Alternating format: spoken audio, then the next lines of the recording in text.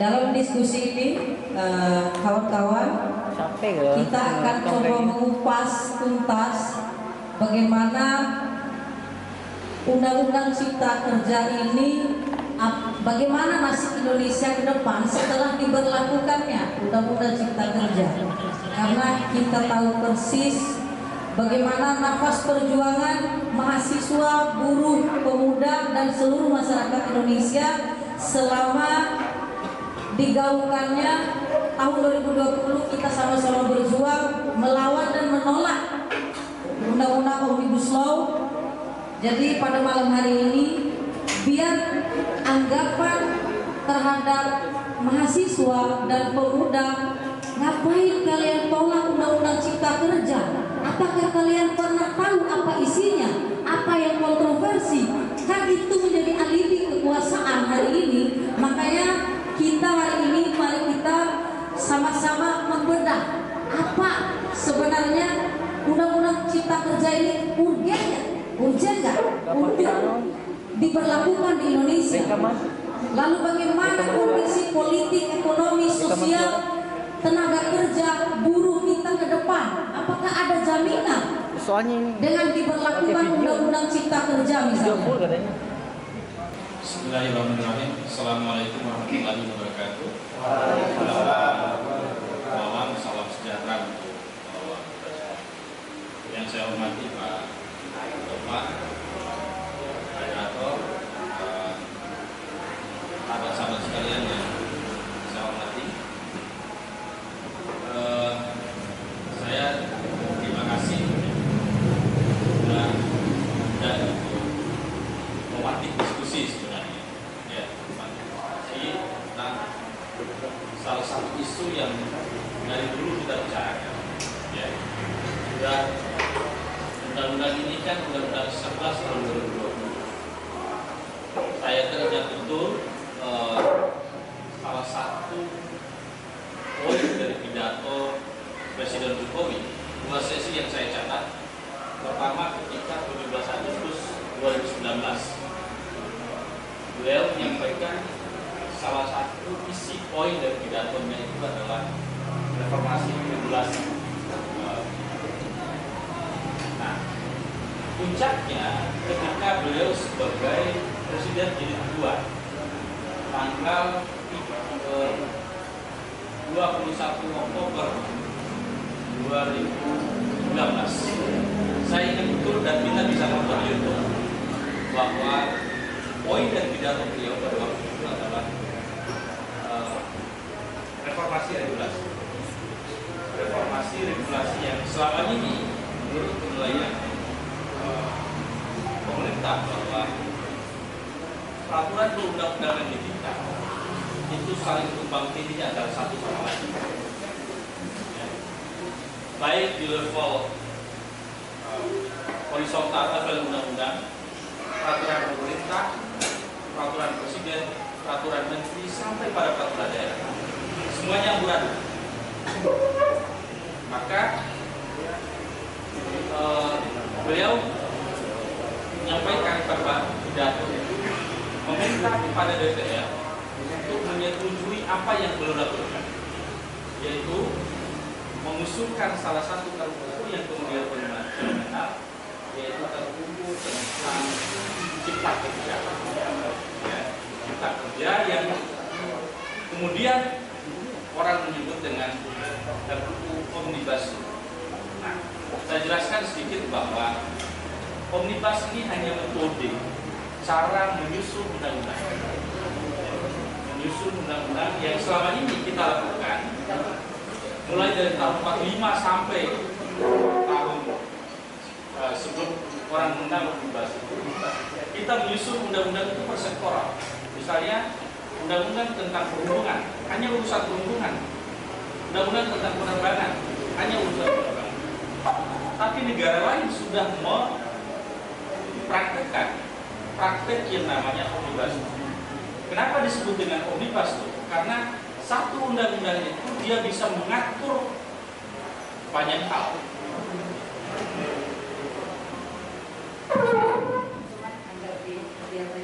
Satu undang-undang itu dia bisa mengatur banyak hal, itulah yang kemudian kita kenal dengan omnibus law.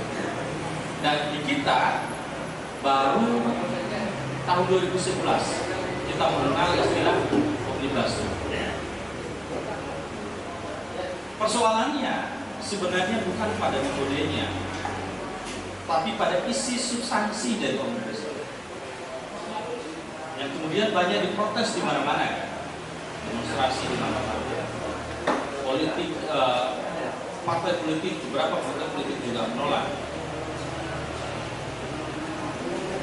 Yang kalau kita baca, saya pun belum tuntas bacanya, saking tebalnya. Pasalnya hanya 186 pasal, tetapi tebalnya 1.200 halaman. Kenapa? Karena dia membabat habis 79 undang-undang. 79 undang-undang yang dia babat habis. Yang kemudian kalau kita baca, sebenarnya banyak hal-hal yang aneh. Kalau kita lihat dari sisi kepentingan rakyat, dari sisi kepentingan lingkungan. Nah, itulah yang kemudian kita melihat bahwa RUU ini, undang-undang ini panjang juga prosesnya. Panjang juga prosesnya. Mulai dari pidato presiden, kemudian oleh pemerintah, kementerian meresponsnya dengan membentuk RUU ini yang super cepat. Satu-satunya RUU 1.200 halaman itu hanya digarap dalam waktu 3 bulan. Dibacanakan bulan Oktober, draftnya siap bulan Februari, disahkan bulan November. Dalam proses praktek pembentukan undang-undang yang setebal itu dan substansi yang kompleks, nggak mungkin rasanya nggak mungkin. Coba kita cek RUU KUHP kita hampir 50 tahun baru bisa disahkan. Masih banyak RUU warisan Belanda yang sampai saat ini belum kita sahkan. Tapi RUU ini sangat cepat. Maka kita bisa berasumsi bahwa Undang-Undang Cipta Kerja ini bukan tidak ada apa-apa, pasti ada apa-apa. Pasti ada apa-apa. Itulah kemudian tahun 2020 kemudian di judicial review ke Mahkamah Konstitusi. Cuma yang di judicial review ke Mahkamah Konstitusi bukan isi pasalnya, tapi prosesnya memang yang bermasalah tadi, yang simsalabim. Logika berpikirnya, karena prosesnya simsalabim, pasti isinya juga bermasalah. Nah, para pemohon ini mempersoalkan kenapa RUU Omnibus Law ini diproses tanpa melalui mekanisme yang ada uji publik, keterlibatan publik, FGD, uji publik, sama sekali tidak. Dan anehnya sekali lagi, DPR kita tidak punya gigi apa, tidak punya gigi apa-apa dan menyatakan dia setuju. Saya dulu mengikuti pembahasan RUU yang sangat kontroversi pada waktu itu. RUU rahasia negara. RUU rahasia negara itu nggak sampai 300 halaman. Tapi dalam waktu 1 tahun itu hanya sampai 13 pasal. Bayangkan RUU Cipta Kerja 1.200 pasal, 1.200 substansi, 1.200 halaman, 186 pasal hanya diselesaikan dalam waktu 2 tahun. Itu rasanya tidak mungkin dari sisi. Lalu MK kemudian mengeluarkan satu putusan yang putusan pada tahun 2021 yang menyatakan bahwa proses pembentukan undang-undang satu-satu prosedural. Karena cacat prosedural berarti semua isi pasalnya di dalam batal. Nah, MK memerintahkan ada 7 amar putusan. 7 amar putusan MK itu memberi salah satu perintahnya adalah memerintahkan kepada DPR dan Presiden untuk memperbaiki prosesnya. Proses pembentukan ini. Kalau kita bicara proses pembentukan ini mulai dari perencanaan, penyusunan, pembahasan, pengesahan sampai pada kemudahan. Itu yang harus dilakukan oleh DPR dan Presiden. Tetapi apa yang kita lihat setelah itu? Ya, kita lihat semacam akrobat hukum.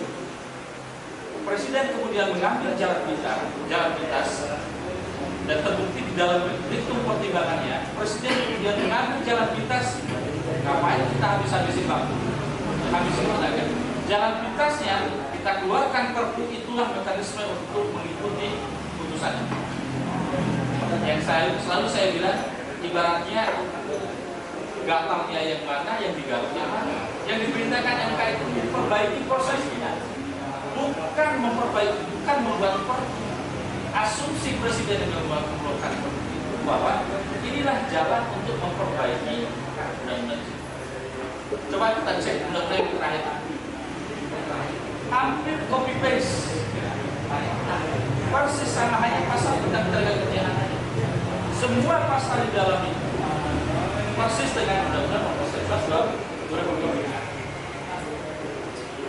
Nah, saya melihat undang-undang yang nomor 2 tahun 2023 ini adalah jalan pintas yang diambil oleh Presiden. Dan anehnya, saya berharap, salah satu tahun saya berharap bahwa DPR ini katanya sebenarnya, kalau DPR sadar, anehnya DPR menerima dan menerima perpu itu dan menerima dia sebagai undang-undang. Jadi lengkaplah penderitaan. Saya berharap kemarin DPR itu bisa rasional, bisa melihat betul, membaca pasal per pasal dari undang-undang ini, undang-undang Jakarta, dan melihat apa dampaknya bagi kehidupan kita ke depan untuk masa depan ini. Nah, sekarang sih belum terlalu signifikan, walaupun saya kemarin menyusun perda tentang perizinan daerah. Sekarang Pemda kabupaten dan kota dalam mengeluarkan izin hampir tidak dianggap undang-undang kita. Izin Indomaret misalnya, mereka nggak ajukan ke Pemkot atau ke Pemkot, dia langsung izin melalui sistem online dan dia di sana yang keluarkan. Di sini tinggal laksana. Pemda nggak ada fungsinya dalam undang-undang kita. Maka semua kewenangan-kewenangan provinsi tadi, kewenangan provinsi diambil oleh pusat, kehutanan, perikanan dan lain-lain. Jadi banyak hal kalau kita kaji per undang-undang 79 undang-undang yang diubah oleh undang-undang Jakarta. Kalau kita kaji satu persatu, maka semuanya hampir ya mungkin ya merugikan. Coba cek undang-undang sumber daya air, undang-undang lingkungan, undang-undang sumber daya air yang paling saya yang paling saya melihat dampak. Ini kan undang-undang sumber daya air, undang-undang tahun 2004 itu kan totally dibatalkan oleh Mahkamah karena bertentangan dengan konstitusi. Undang-undang sumber daya air dan undang-undang yang lain yang hampir semua diperoleh. Jadi undang-undang ini pertama sentralistik. Semua kewenangan yang dimiliki oleh provinsi tadi, ya, kalau kita baca sejarah dari otonomi daerah, tadinya otonomi daerah itu berpusat pada kabupaten dan kota. Kemudian Undang-Undang 23 2014 ambil ke provinsi. Kemudian Undang-Undang Ciptaker mengambil lagi terus. Sehingga apa? Kita di daerah ini hanya jadi penonton. Seperti yang saya contohkan tadi, izin Indomaret apa? Mereka langsung masuk ke OSS online legal system. Nggak perlu lagi datang ke Pemkot. Nanti baru dia pemenuhan komitmen. Izin itu langsung keluar dari pusat. Dan saya kemarin mengurus izin pendirian penerbitan saya sama sekali saya nggak ada hubungannya sama Pemda, desa, nggak ada, langsung dari pusat semua. Itu artinya bahwa undang-undang Pemda itu melanggengkan sentralistik yang dulu kita tentang, yang dulu menjadi amanat reformasi ketika kita mengusulkan otonomi daerah. Jadi semua dinikahkan demi apa? demi investasi. Coba deh kita lihat. Dulu kabupaten kota yang menolak Indomaret dan Alfamart, Lombok Utara menolak Jepang. Sekarang sudah ada. Bima dulu menolak Indomaret. Sekarang sudah ada. Kenapa? Karena langsung mereka memiliki perusahaan. Kabupaten dan kota tidak punya kuasa apa. Provinsi tidak punya kuasa apa. Jadi ini masalah-masalah itu baru apa? Masalah dari masalah-masalah yang besar yang 79 undang-undang yang diubah tadi itu potensi masalah yang kemudian akan mempengaruhi masa depan kita. Dan saya kira judicial review, ya mungkin ya kita forum-forum seperti ini bisa kita diskusikan. RPW ini saya kira punya potensi. Kemudian kita membahas hal-hal yang seperti ini. Pada ujungnya kita melakukan langkah-langkah konstitusional. Kita judicial review lagi. Biasakan undang-undang kita juga punya gugatan. Kita judicial review lagi. Bisa dibatalkan. Ya tergantung MK juga. Kalau MK-nya masuk oligarki juga ya sudah juga. Ya. Nah, saya kira itu sebagai pengantar.